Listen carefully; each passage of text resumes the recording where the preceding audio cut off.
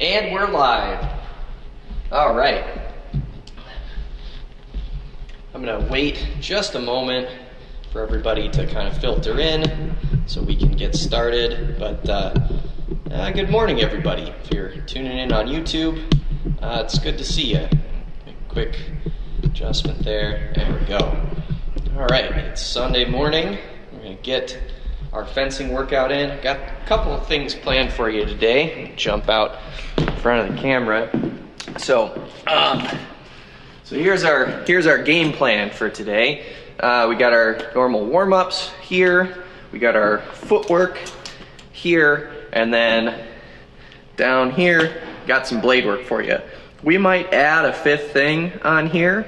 I'm gonna keep an eye on the time and see how long the stuff we have planned takes. But if we got some extra time at the end, we might add a second version of that last drill. But in any case, if you're looking for a copy of this and you're watching the stream, just check out our feed. We post this every day, so you can check that out and write it down before you jump in. Or if you're watching on YouTube, you can just pause and then watch on. Okay, I'm gonna set this down and I'll set my timer and we'll get started with some cardio. So, before we start, I should say, the things you'll need for today is you'll need a stick, and that's probably about it. I mean, you could use a really short stick, you could use a longer stick, you could use a fencing sword. I'm going to use a sword so that you can see what it might look like, but if all you've got is like a wooden soup spoon, just use that. It's fine. All right, great. So let's get this thing started.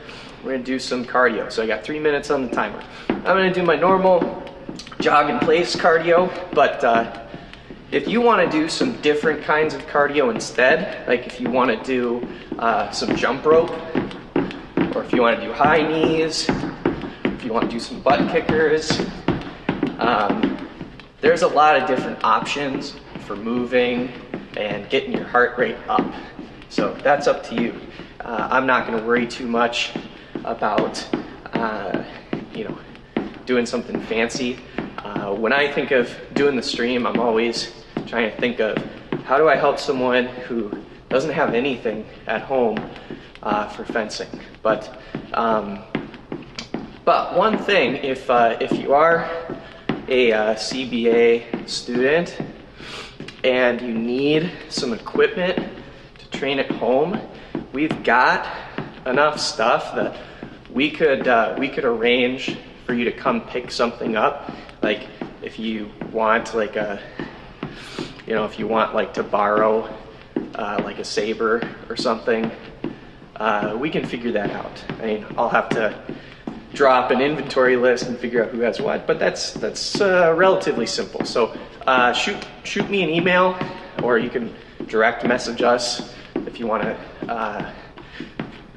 something to help you train. So that's easy for us to do. So let us know if that would help you out. And of course, with like the training stuff like this, the live videos we're doing here, it's very much a learning process where we're learning kind of what people want to see on here. And we've gotten a lot of great feedback already from our survey that we put out. I think we got like 30 something responses, which is pretty big for how many people we have. But if you have a specific piece of feedback that you'd like to give us, positive or critical, either one's fine, shoot us an email, shoot us a message, just be like, hey, I'd like to see this thing. I got an email the other day from one of our people that said, hey, Tyler, watching on video, it's really hard sometimes to figure out what to do if you're doing it right-handed and I'm having a hard time flipping it around in my head. So today, I'm gonna work on doing stuff left-handed and right-handed to make that a little bit easier and not just do it for like a quarter of a second, but give it proper time. So if that helps you, let me know so I can keep doing it. All right, that's the time for our cardio. We're gonna do some hip circles, open the gate, close the gate, lazy crane, whatever the term is that you're comfortable with, the one that you know, that's what you're gonna do. But we're gonna do a kind of a compound version of that. So we're gonna go up first. So we're gonna raise our knee. And if you can't get it super high, that's okay. And I'm gonna grab under my kneecap and I'm just gonna help guide it up. And you can do this laying down if you're having a hard time balancing. That's totally fine. So you go up, and then we're gonna go out. I think I accidentally started the timer in my pocket. Sure did. Okay. So up and out. See? So up and out. And I'm not cranking on my leg hard. My hand's just there helping. It's almost, I'm barely adding anything on there. Let's do 2 more. So we go up and out, up and out. Good. Now we'll do the other side. So we go up and out. Good. Up and out. So 3 more. Up and out. Up and out. I'm kind of letting it go with this side when I open up. So I go up, I'm under the knee. I don't want to push right on my knee, but under the knee is okay. And I go out. Okay, now let's do the other direction. So same thing. If you're really flexible, you might be able to like grab onto your foot. That's not me, but might be you. But I'm gonna start here. So I'm gonna go up and around. I'm gonna go past center for this. So I go up, past center, down. Okay, so I'll keep switching sides because I kind of like doing that. So we'll go up, around, up, and around, up, and around, up, and around, up, and around, up, and around.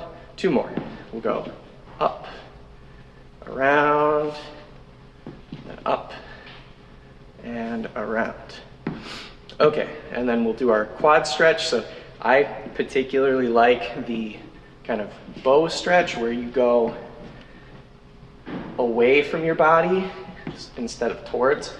And you can pull your leg closer to engage your quadriceps in a stretch, but I find that especially if you have big legs, so if you have big hamstring muscles, big calf muscles, you may not be able to apply enough by pulling your legs together, and that in some instances can put negative kinds of stress on the knee. Whereas if you push it away from you, even if you have huge legs, you can still engage the stretch. So that's definitely something you want to take a look at doing.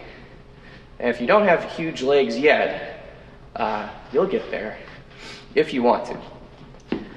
You know, something that's worth talking about in regards to like conditioning and building muscle is weight loss and weight gain are something that is very difficult to do by accident.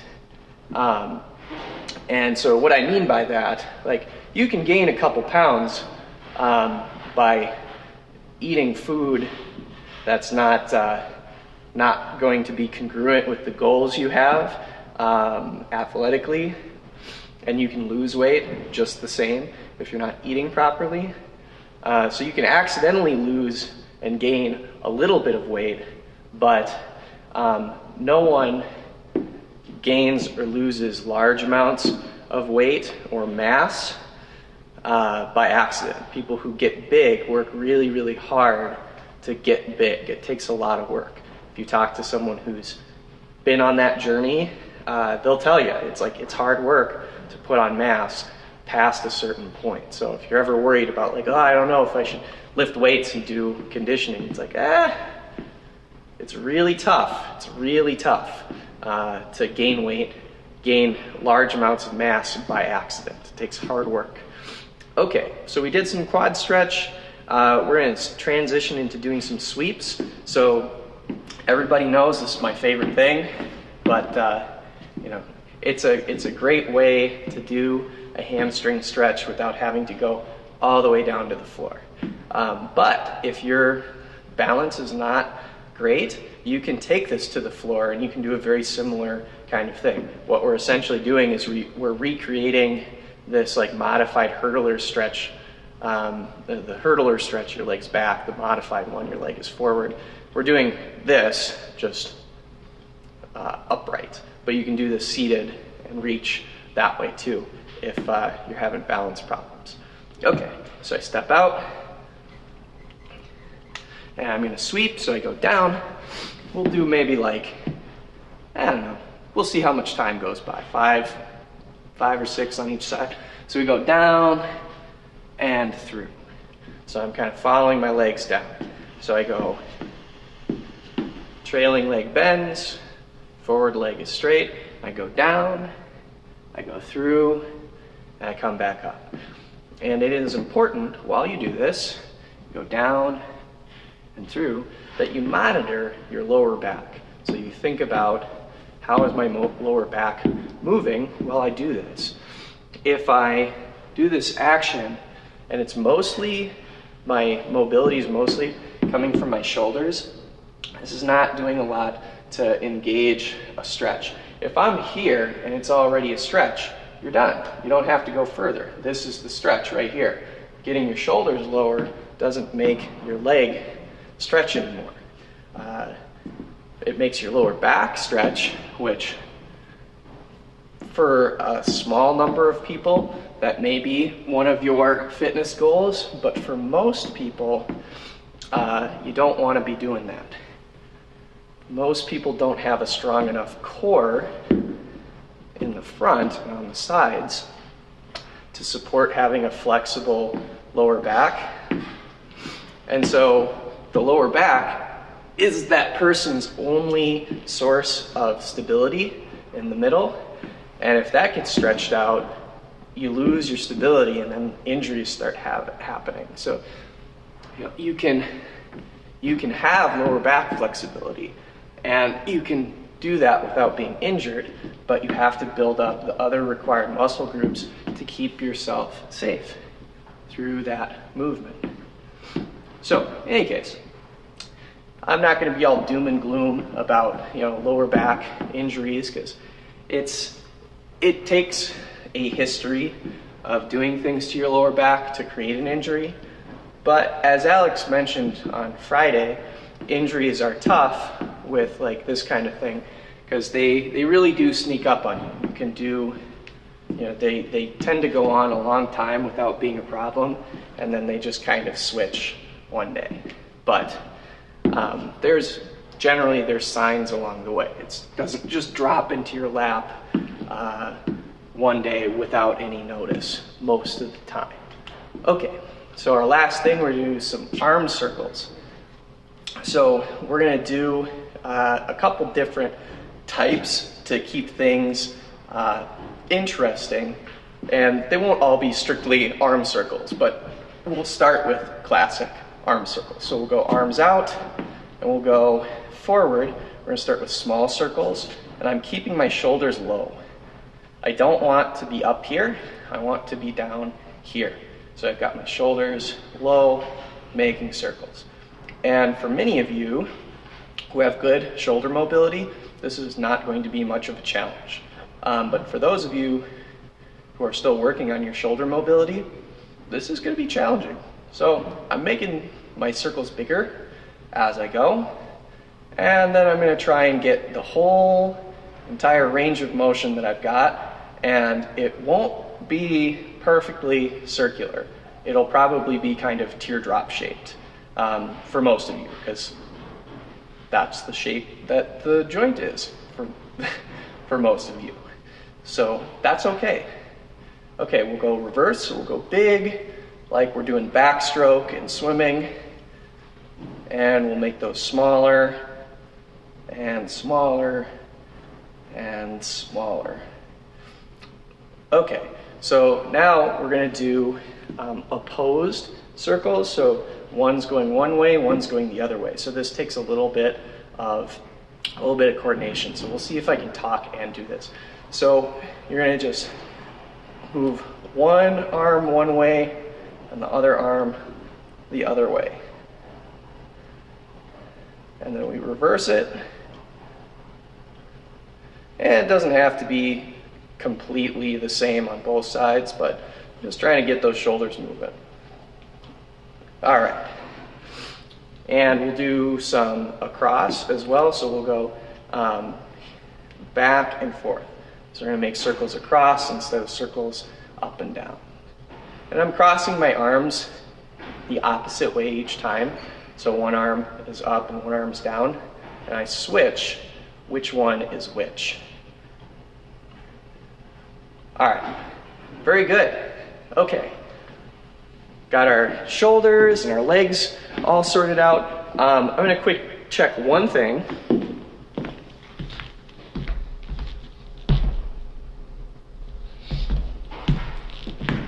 Okay. Well, if there's any audio problems, no one's said anything about it. So I guess we'll find out after the stream ends. Okay. So now we're going to transition into doing some footwork. So first up, we're going to be doing one advance and one retreat. So we're going to be moving back and forth together. And then we're going to do the same but with 2 steps, and then we'll start doing some lunges and other things. So first up, advance and retreat. So I'm going to set 2 minutes on the clock. So we're going to do most of our footwork for a couple minutes, and if you like, you can grab your stick, you can grab your sword to do this. So I'm going to do half of it right-handed, and I'll do half of it left-handed, so you can see kind of both. So let's start. So I'll start right-handed first. So we'll do advances and retreats. You'll notice I'm doing it on the line here, and that helps me stay oriented, so I know where everything's supposed to go. So I'm not putting things off to the side, I'm not moving diagonally. My feet are moving the same way that my blade is pointing. So I'm not having my blade over there and moving over here, or vice versa. I don't have my blade one way and my feet the other way. So you can tape down some like painter's tape on the floor, or if you're doing this like on some concrete, you could put a chalk line on some concrete, or if you're on a carpet, you might be able to just kind of like dig a little line with your finger into the carpet if it's thick enough, just kind of so you can see, and you don't have to put anything on the floor at all. Okay, so it's been a minute, so I'm going to switch to doing things left-handed now. So same idea, but you can see now my hand's over on this side. So if you're right-handed, it should be looking more like you're looking in a mirror rather than trying to copy across what I'm doing. So same thing. And you can see, same foot alignment, same hand, everything's pointing that way. And I'm not going super fast. I'm keeping my tempo the same the whole time. So I'm not speeding up and slowing down. I'm not pausing. And I'm able to do this because I'm well balanced. I have my knees bent. I have my feet shoulder width apart. And so my weight's low enough I don't feel like my body is swinging when I change directions.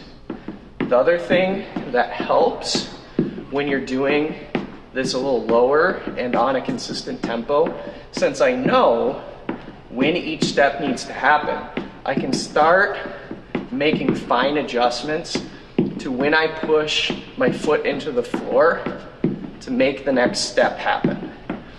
If I'm stopping and thinking, it slows me down. If I know when the next step needs to go, then I don't have to think about it as much. My body will just help me out. Okay, time.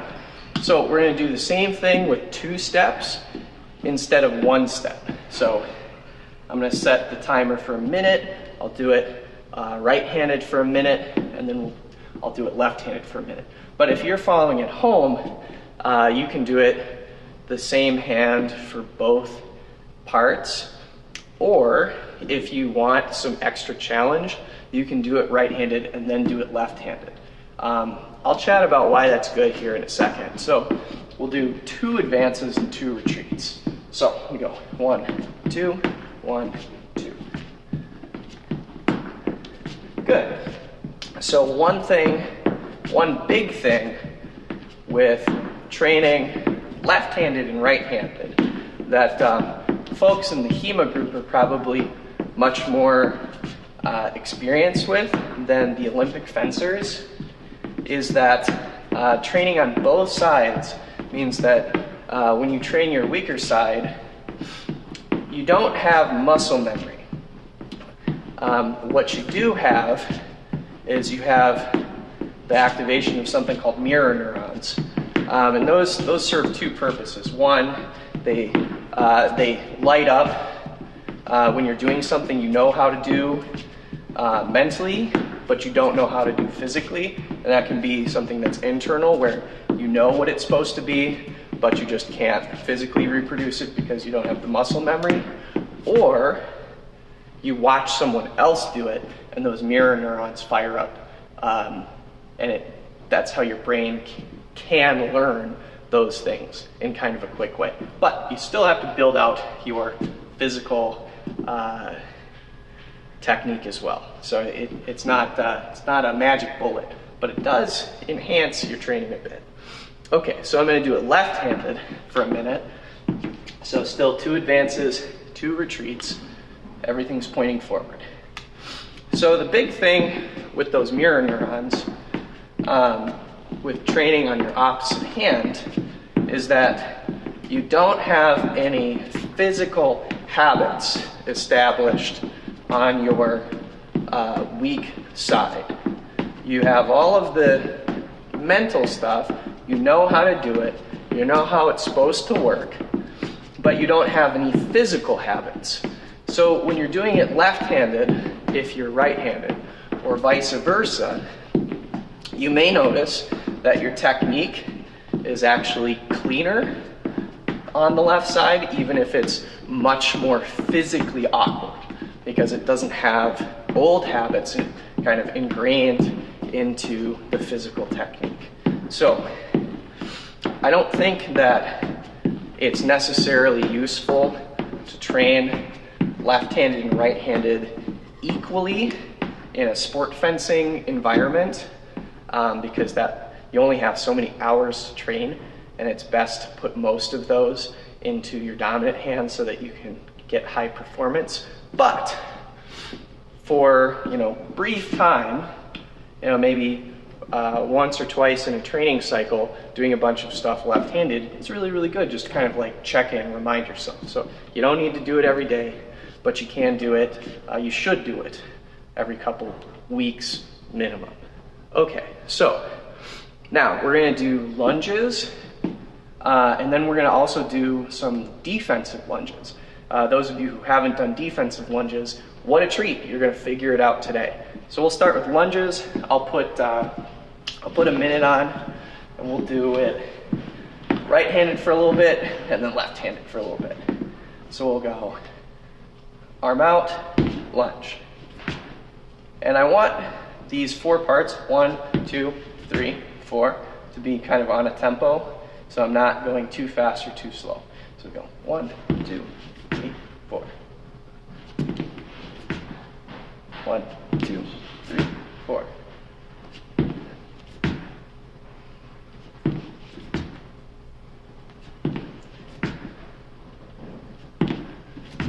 Okay, keep going. I'm going to switch to doing this left-handed, but keep practicing doing your lunge. So we go.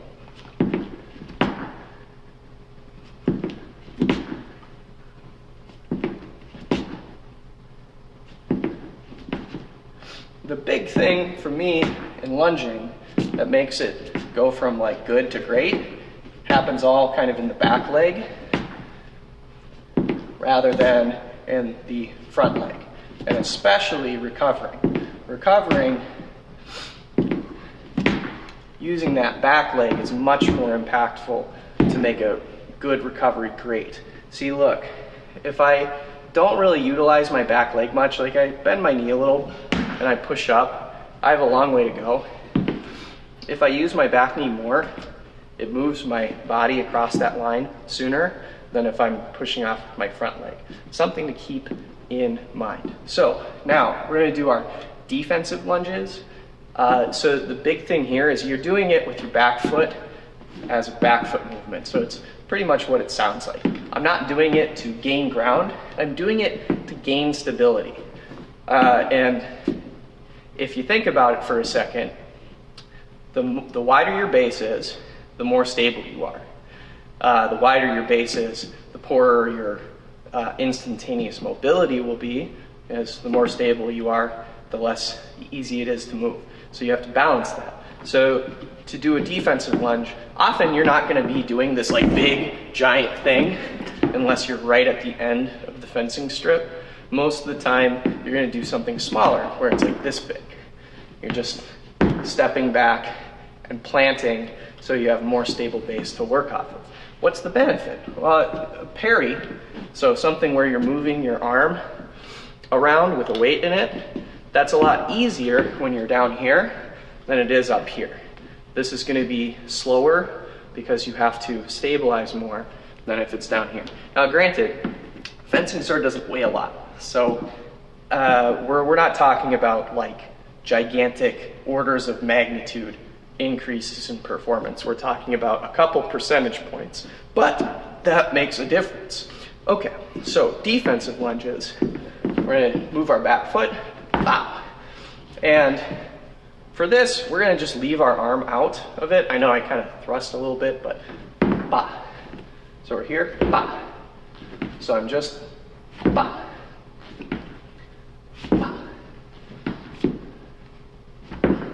You can see my body's not moving a whole lot, and that's okay. You can, if you want to, do a little more. But the main feature is my back leg is pretty straight and supporting my weight. And then again, to get out of it, I use the other leg. Let's do it left-handed. Okay. So we'll do our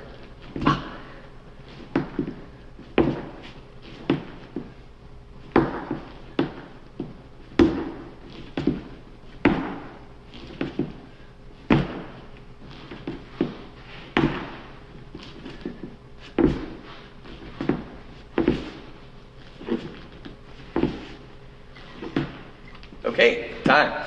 So now we're going to do an advanced lunge, and we'll do a retreat defensive lunge. So we're comboing some offensive and defensive footwork together in a way that you would probably use while you're out there fencing. So let's take a look.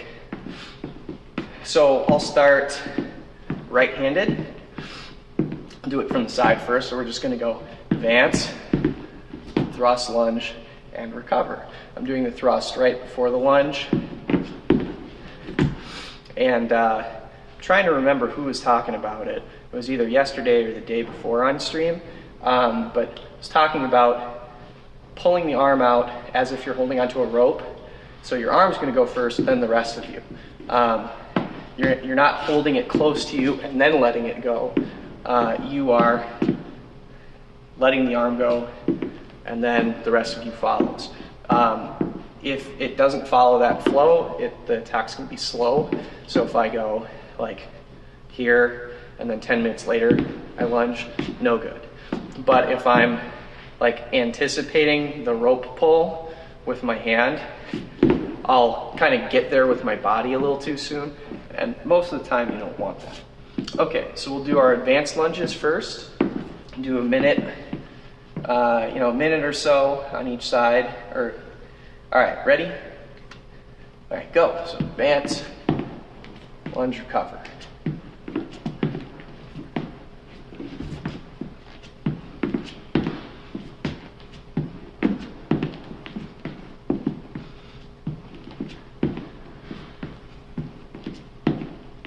Those of you who are paying close attention probably noticed that I'm taking a retreat every 2 reps.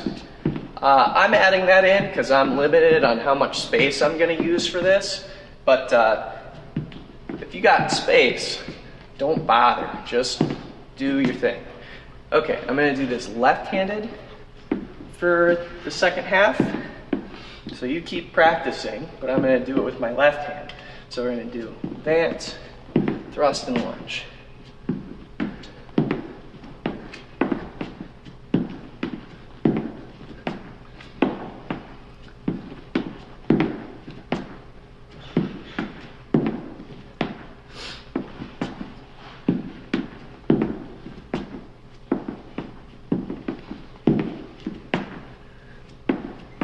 Okay, now we're going to do our retreat defensive lunge. So real quick,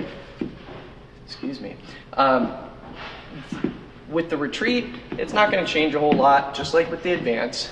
But if you want extra challenge, you can accelerate that retreat so that you have to more aggressively stabilize yourself in the defensive lunge. That's up to you.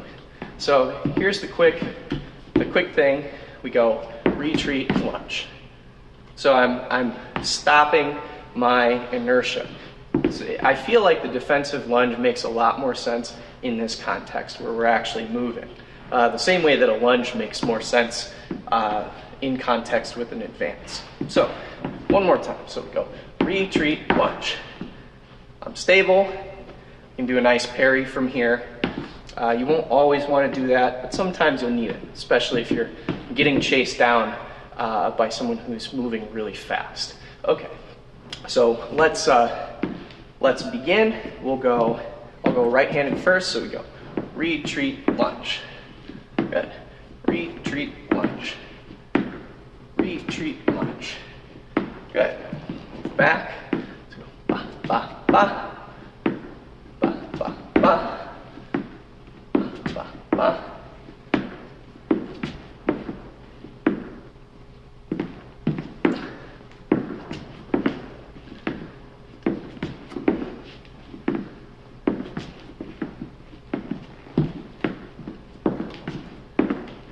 Okay, I'm going to switch to doing it left-handed. You keep going, but for those of you who want to see it this way, now you can.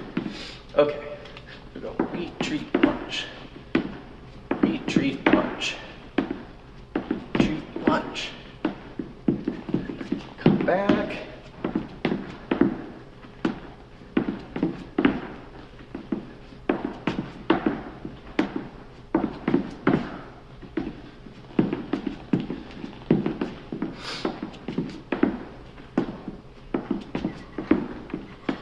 All right, and time. Okay, great.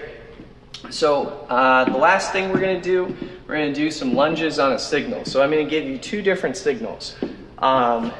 If you're a newcomer and you're having a hard time keeping up with both things, like if you always feel like you're a minute late on each signal, here's what you do. You pick one of the 2 and just ignore the second one. So I'd recommend picking the attacking one if you're brand new, but if you're a little experienced and you want to try the new thing, then I would pick the defensive lunge and then ignore the attacking one since you're more comfortable with that. But experienced folks, you can try and hit both of those and be a little more mentally flexible. Adding an extra option, going from 1 to 2 options on command, adds more complexity than you would imagine. But in any case, so here are the signals. I'm going to give you a general opening on this side, so on my inside, and so then you can come and hit over here.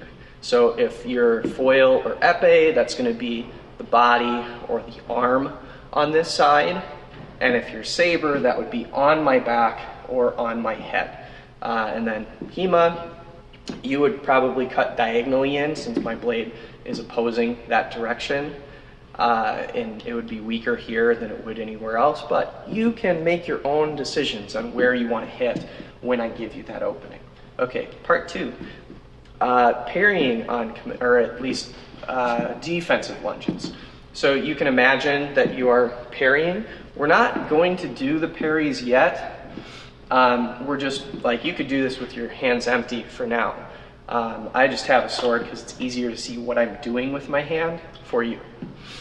So defensive lunges, if I attack, I want you to step back and do your defensive lunge. If I give you the opening, I want you to advance lunge and hit wherever it's open. So if you see my arm pop out and I attack, you're going to step back and do your defensive lunge. So let's try the signals each on their own, and then we'll do the thing. So I'll do the signals left-handed. So if you're right-handed, it's like looking in a mirror. If you're left-handed, you're just reversing it. So let's start with the attacking signal. So when I go, my blade goes across, you attack. You go advance, lunge, and hit. And then you recover. Good. So let's try that 2 more times. So we'll go advance, lunge, and hit, and then back to on guard. And then 1 more time. Advance, lunge, and hit, back to on guard.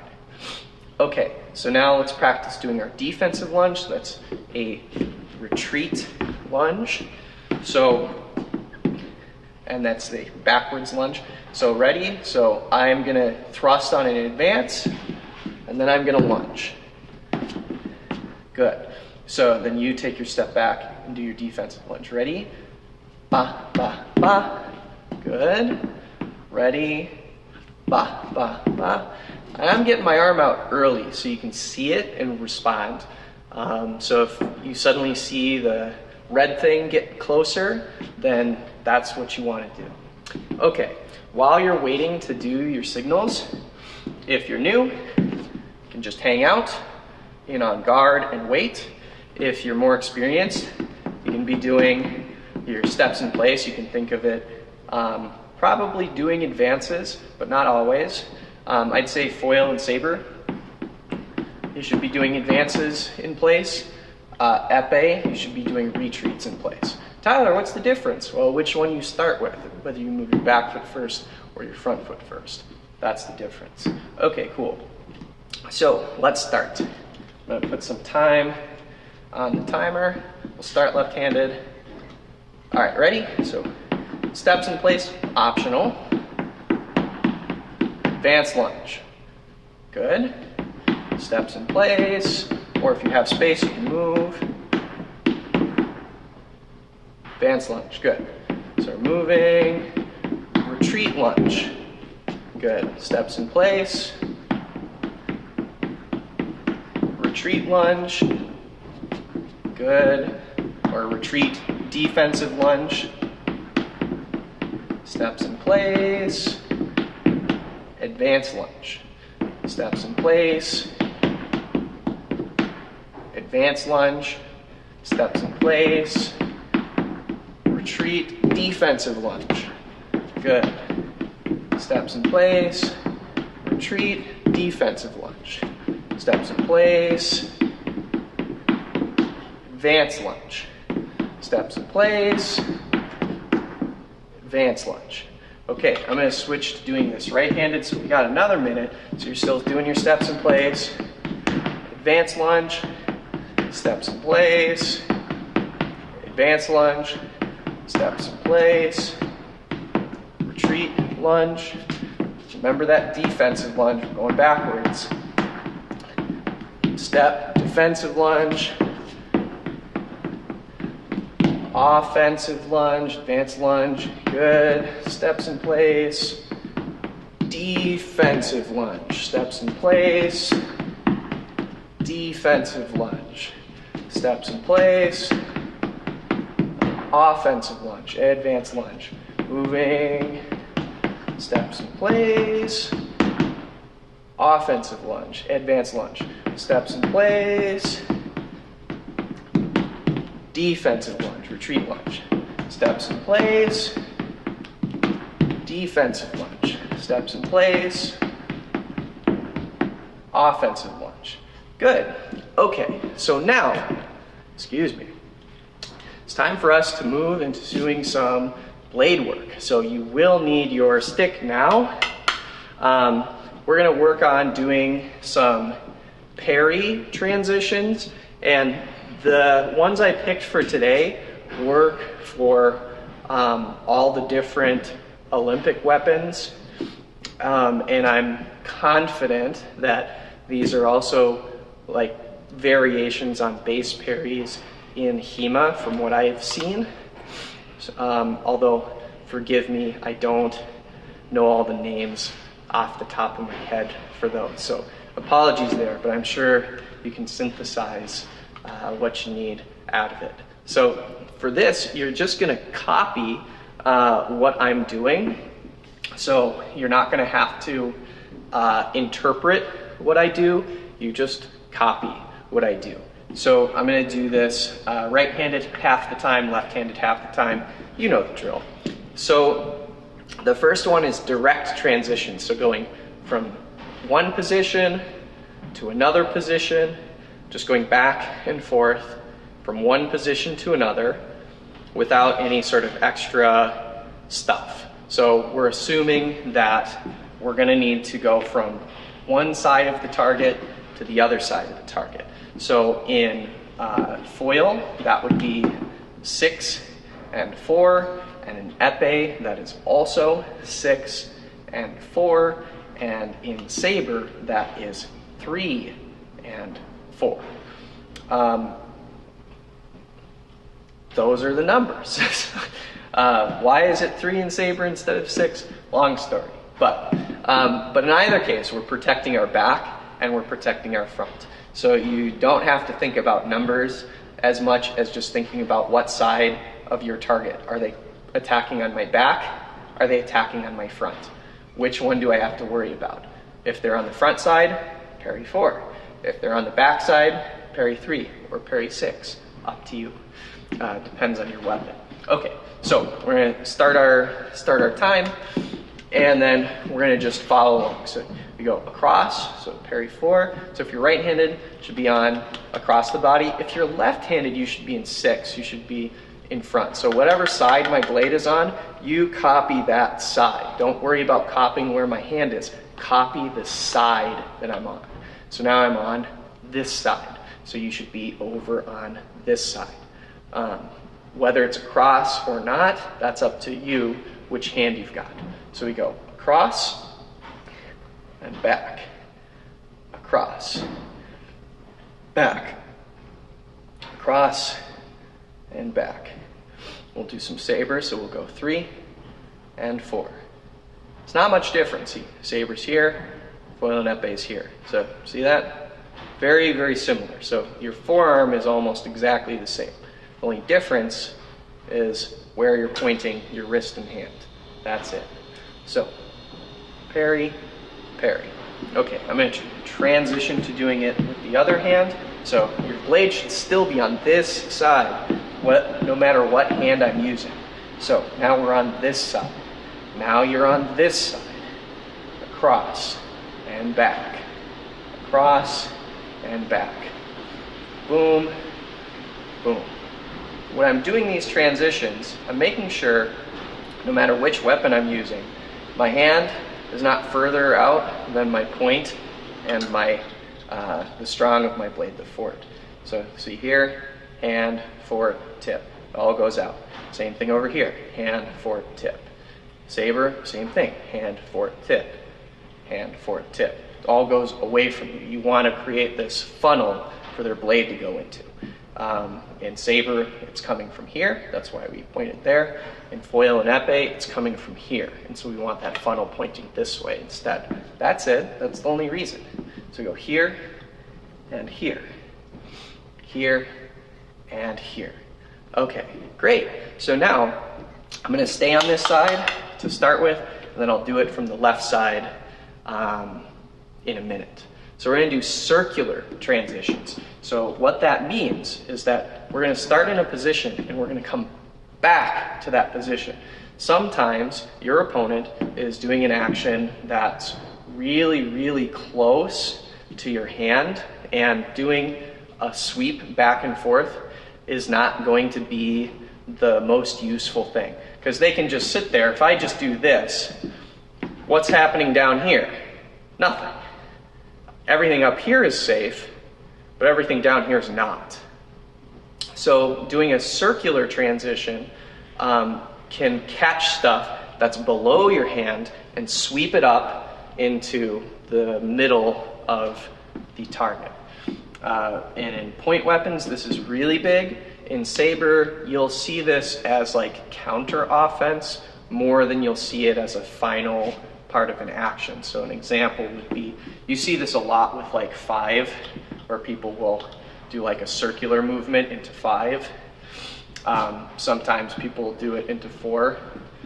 You can do it in 3, but a lot of it's used to sweep around to interrupt someone's attack, less than finishing and capturing their blade. But in foil and epee, you see this a little more for actually capturing the blade.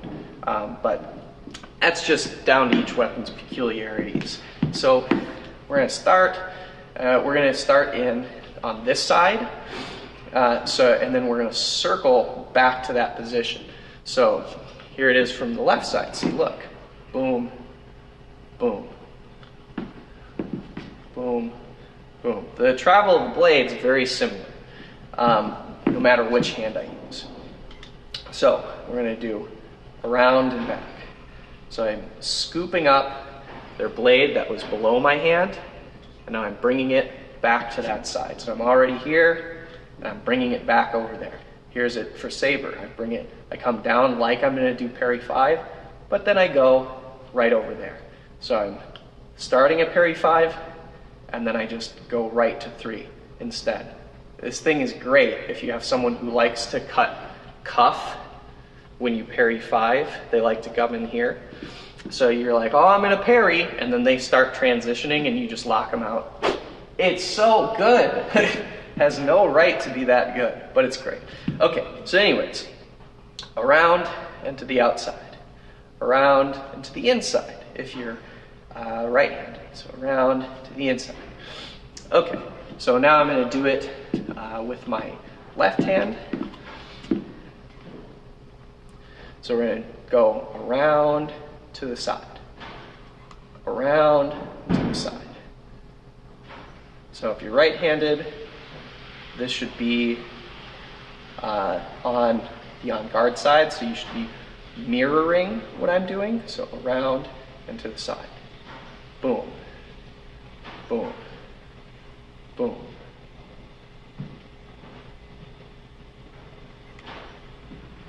Good. Okay, so now I'm going to start left-handed. We're going to do it across the body, or at least I'm going to do it across the body, but you might be doing it in front of your arm. Either way is fine. If this is tricky, don't worry, this is a lot of stuff all in one go. So if you're having a tough time, don't worry about it. You can get on YouTube, you can watch this again and check it out. And if you're already on YouTube, great news. You can just rewind and then go again until you feel more comfortable. So all around, good stuff. Okay, so I'm on this side. We're going to practice starting from 4, ending in 4. So we're going to go around like that. Around, good. Around. Same thing. I'm trying to pick up something down here. So I'm coming around. So there it is. It's down here. And I'm going to pick it up and put it over there. So I go around. I go under their blade to pick it up. And then I push it over.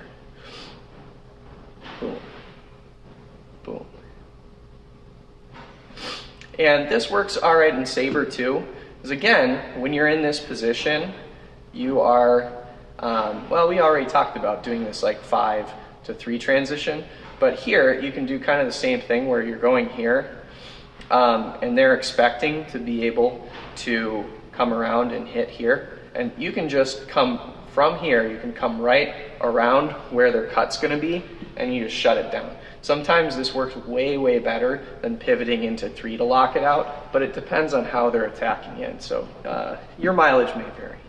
Okay, and then I'm going to do it across with my right hand. So same thing, I'm over here, but you just do it on the same side of the camera that I'm doing it. So if you're left-handed, you'll be across, and if you're right-handed, you'll be on guard.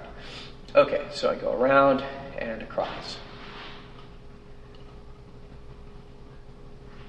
Around, across. So I go around and hit. Okay, great.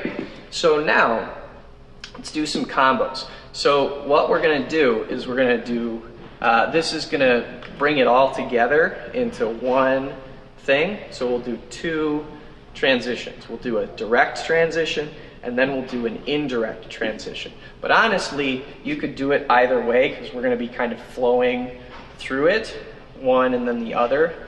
So if you get mixed up and you do the circle and then the direct one, don't worry about it, because we're going to transition between both sides back and forth. Okay, so I'll start on this side, and then we'll do the left side. So first we go direct, so that means since I'm on guard, I'm going to go across into 4, then I'm going to do my circle. Now I'm going to come back, and then I do my circle, and I go across, and I do my circle, and then I come back, and I do my circle. So I go across, circle, back, circle, across, circle, back, circle, across, circle, back, circle, across, circle, back, circle.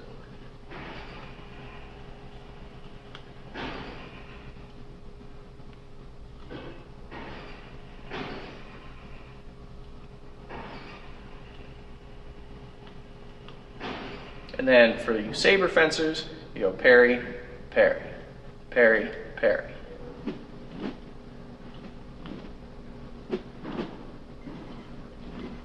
Now, all right, good. Now I'm going to do it on the left side, same thing, just from this side, just in case it's easier for you to watch it from this side. Okay, so same thing. So we go across, circle, back, circle, cross, circle, back, circle, cross, circle, back, circle, cross, circle, back, circle. 2, 1, 2, 1, 2, 1, 2.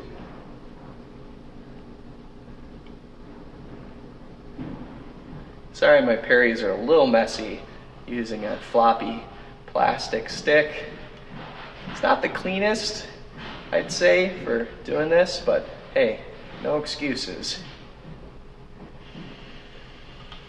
Here I am complaining about having a plastic sword where some of you might be practicing this with a broom at home, so not going to complain too much.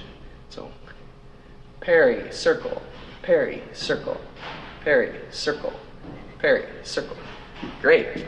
Okay, and you can try that the other way. I'm gonna, since we're running on time, I don't want this to be like a full hour-and-a-half long class. I mean, I certainly could, but I've got some videos to edit and some other things to do that I want to get to. But nonetheless, you can practice this same thing, except reversing when you're doing the circle and when you're going direct. So you could go circle direct,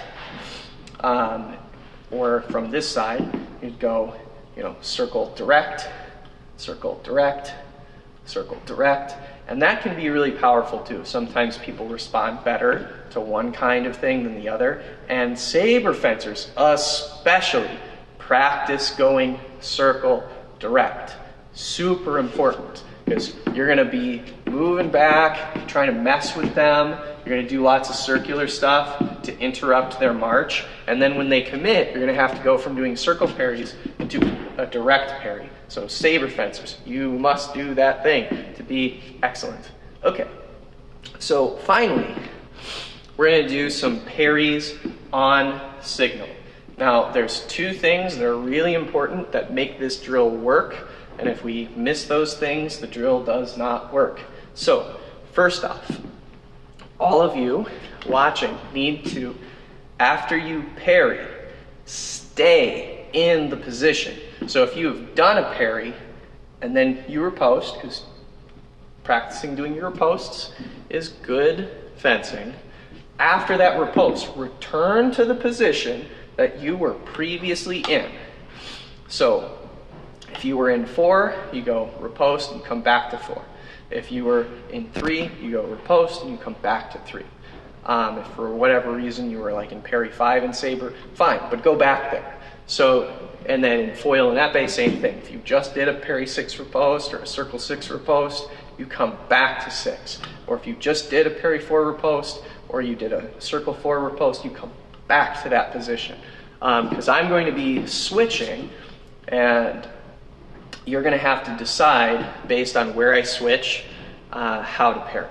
Okay, so let's start. We're not going to be doing any footwork. So right now, and because some of you are left-handed and right-handed, this gets confusing fast if we don't have this stuff set up.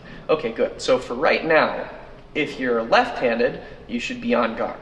And if you're right-handed, you should be across your body in parry 4. It'll look like this. So you should be over here.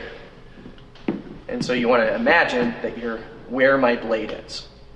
So if I move across, you're going to transition into that position. So now you should be on guard if you're right-handed, or you should be across your body if you're left-handed.